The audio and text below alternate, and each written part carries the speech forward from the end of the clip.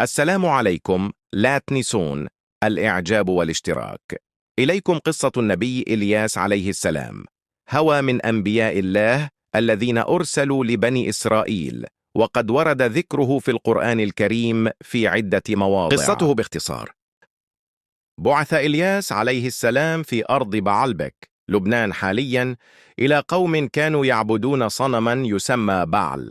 دعاهم إلى عبادة الله وحده، وترك عبادة الأصنام، فقال لهم كما ورد في القرآن: أتدعون بعلا وتذرون أحسن الخالقين الله ربكم ورب آبائكم الأولين. الصافات.